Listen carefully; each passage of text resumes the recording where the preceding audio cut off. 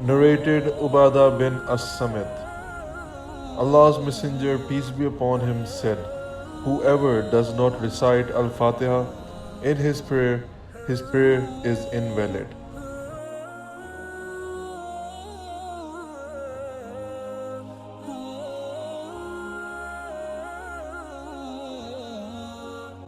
حضرت عبادہ بن سمت رضی اللہ تعالی عنہ سے کہ رسول کریم صلی اللہ علیہ وآلہ وسلم نے فرمایا، جس شخص نے سورۃ الفاتحہ نہ پڑھی اس کی نماز نہیں ہوئی۔